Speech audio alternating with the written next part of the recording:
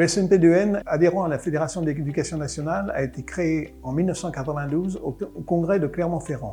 Il résulte de la fusion de deux syndicats, le SNPDES et le SNPDELP, eux-mêmes adhérents à la FEN. Cette ultime fusion de syndicats de personnel de direction résultait de deux conditions.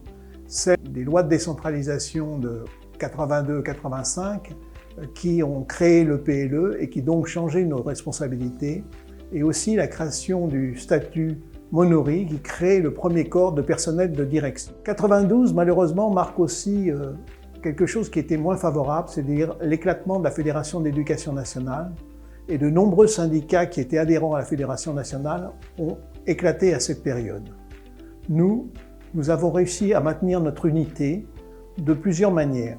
D'abord, nous étions contre cet éclatement de la FEN. Ensuite, nous avons soutenu une théorie de double adhésion à la FEN et à la FSU qui permettait de maintenir l'unité de notre syndicat. Bien évidemment, au bout de 5 ou 6 ans, la FSU n'a pas souhaité continuer cette double adhésion et donc nous avons adhéré à la FEN au moment des années 2000. Et puis cette unité elle était maintenue aussi par notre action quotidienne en tant que syndicat revendicatif. Et à chaque fois, nous avons mis en avant les questions de métier, de responsabilité, de difficulté du métier pour en même temps mettre en avant nos questions de carrière. Le premier mouvement que nous avons mené, c'est en 1994, lors de la manifestation où 6000 personnes étaient rassemblées un dimanche de novembre et la question de responsabilité se posait de manière très prégnante. C'était la fameuse affaire du panneau de basket de Saint-Denis. En même temps, les questions de responsabilité se posaient aussi dans les ateliers, dans les lycées professionnels et les lycées technologiques. Nous avons réussi à obtenir des négociations avec le ministre de l'époque, François Bayrou, qui ont abouti en janvier 1995. Et puis très rapidement, dès le congrès de 1996 à Saint-Malo, nous avons pensé à la nécessité d'un nouveau statut pour les personnels de direction. Et dès 1997, nous avons créé une commission, dite commission du statut de l'an 2000, qui a permis à l'ensemble de notre syndicat de travailler dans une réflexion autour d'un nouveau statut pour les personnels de direction. Très rapidement, nous avons pu obtenir des négociations avec le ministre Allègre, qui avait créé une commission dirigée par le recteur Blanchet, avec tous les personnels de l'éducation, mais aussi tous les acteurs de l'éducation. Et nous avons pu obtenir des négociations qui sont ouvertes dès 1999. Ensuite, vous savez où on est arrivé, c'est un protocole d'accord fin 2000 avec un référentiel de métier, un référentiel de compétences et les activités des personnels de direction. Et puis, un an après, un nouveau statut. Il y a eu des négociations assez longues, assez dures que nous avons menées, mais je crois que c'était un modèle de négociation avec le ministère qui était assez rare dans le domaine de la fonction publique. Donc tout cela a réuni notre syndicat de manière importante à cette époque-là. Pendant cette période, ont également été menées des actions d'un point de vue pédagogique, puisque nous avons défini notre doctrine pédagogique à cette période dans les années 80, fin des années 90, et tant sur le collège que sur le lycée. Donc c'était une période très riche pour notre syndicat. Je voudrais rendre hommage à tous mes prédécesseurs qui sont aujourd'hui décédés et qui ont contribué énormément pour l'activité du syndicat et pour une ligne qui a permis l'unité du syndicat. Je voudrais rendre hommage à Marcel Pétavy, qui a été secrétaire général de 92 jusqu'à 96, avec aussi un intérim. Je voudrais rendre hommage aussi à Robert Bourgeois, qui a assuré pendant une période un intérim, et puis rendre hommage à Jean-Jacques Romero, qui a mené la bataille autour du statut, qui a été secrétaire général de 96 à 2002. 2002, je suis donc le nouveau secrétaire général du SNPDEN. 2002, quand j'arrive secrétaire général, c'est un séisme au niveau politique, puisque pour la première fois, nous avons des élections présidentielles où, au deuxième tour, il y a un candidat d'extrême droite. C'est un séisme qui a bouleversé toute la société. Au sein du syndicat, nous avons mis l'accent sur les valeurs républicaines et sur l'affirmation et sur la défense des valeurs républicaines.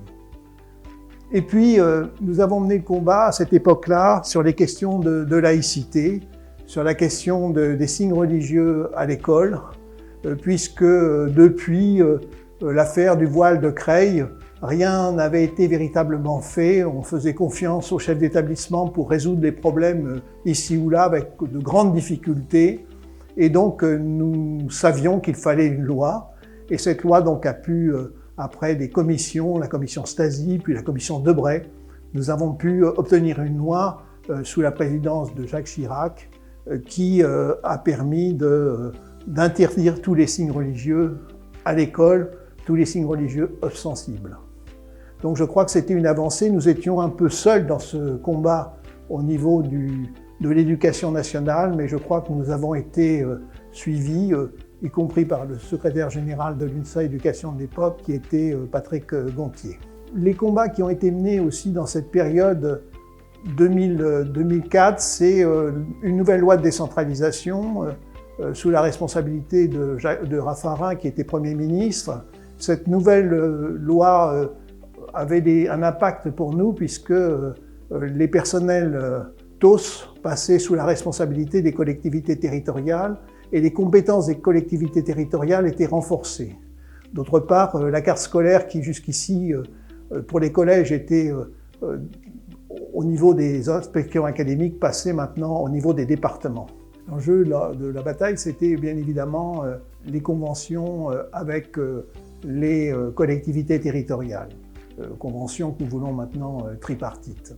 2004, c'était aussi le moment où on a constitué le premier livre blanc sur notre métier pour voir les conditions de notre métier. C'est à partir de ce livre blanc que nous avons encore une fois mobilisé au sein du syndicat, puisque là encore, nous avons pu organiser une manifestation encore au mois de novembre, à peu près avec le même nombre de personnes, puisqu'on était à peu près 6000, pour faire pression, pour engager des négociations. Et nous avons tellement bien fait pression d'ailleurs que le ministre nous a répondu le soir même de la manifestation, ce qui est quand même assez rare. Et après là encore de longues négociations, nous avons obtenu la première charte de pilotage en janvier 2007. Cette charte de pilotage recentrait nos missions sur l'éducation et la formation, posait des questions aussi du temps de travail des personnels de direction, poser des questions de l'organisation administrative. Elle avait donc toute son importance.